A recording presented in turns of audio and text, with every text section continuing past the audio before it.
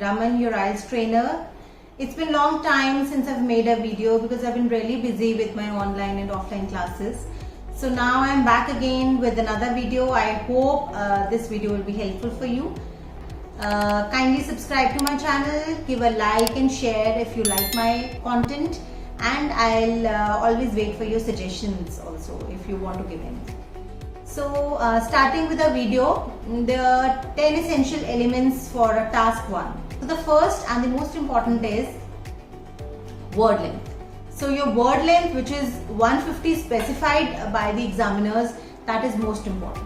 And kindly take care that while rephrasing your question, if you copy the same words of your question in your rephrase statement or in your first statement, then these words will not be counted in your overall length. So try to use a different set of synonyms while describing your task 1 or while rephrasing your statement. So the synonyms can be, for example, the statement is given that the graph depicts or the graph shows. So we can use the words like the word graph cannot be changed, so it will remain the same. The graph illustrates or the graph describes. So use such variety of synonyms for describing your first statement. The second important thing is, in the case of graphs, the x-axis and y-axis are given to us. So the students don't have to describe that. They are just given to give you an indication of what the data is and in what terms are they given, whether they are in percentages or they are in numbers or whatever the data. So the examiner has given you a description of that. So we don't have to mention that because in this way we'll only waste our words. And the third important point is the time. So one should concentrate on the task 1 and should spend about only 20 minutes of the time. Of the overall 1 hour, we should spend 40 minutes, that is a majority of the time, on the task 2 because that task is most coding.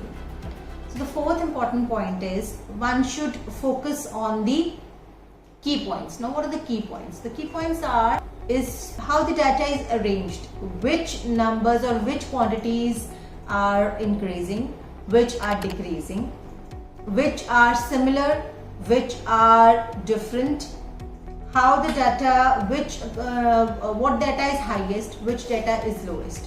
So these are the key features that we should take out before attempting a question. And another important thing that should be taken out is the overall. Now what is the overall? Overall is what the graph or the figure or the diagram, what it is trying to say, what it is trying to reflect in the overall. So what we can infer from that diagram or the data. So that is our overall. That should also be taken out. And fifth point is, while describing the data, one should also specify the specific details, like what terms have increased. If some term, or suppose I'll take an example, the price.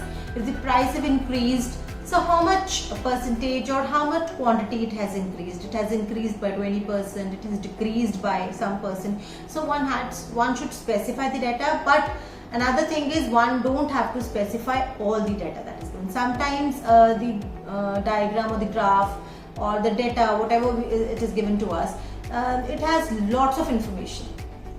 So it is always important to club the data and to see which is more important data, which needs to be expressed and which can be avoided. So we don't have to specify each and everything that is given to us in the graph. Seventh is use a variety of linking words while expressing your data. Now this everybody says that use linking words, but this thing which should be kept in mind is that never overuse linking words. So it is not there that one has to use linking words in every sentence. So use linking words wherever it is necessary and use variety of linking words. You should not repeat the same in each and every sentence or in every situation for the matter. Eighth point is use a variety of sentences. Variety of sentences, I mean to say that in the band descriptors it is also mentioned that the examiners look for the grammatical range. So grammatical range means different type of sentence structures should be used. I'll give you an example. Suppose the sentence is, it fell considerably. Now this is one statement which is showing a considerable fall. So we can express it like, there was a considerable fall. So this way the same thing is expressed in two different types of sentences. So this is what is expected by the examiners. Ninth, and another important point is, never give your opinion. Like there are some situations when the students say that the prices have risen because of COVID or maybe any other reason they are giving. So we don't have to give the reason, we don't have to give our opinion. It's a report writing, so we should only report the facts or figures that is given to us. The 10th and another important point is the use of overview. Now, as we've already discussed earlier, that one should take out the overview, or like what is the given information is like expressing, what is the data inferring to, or what it is expressing, or what it is telling us.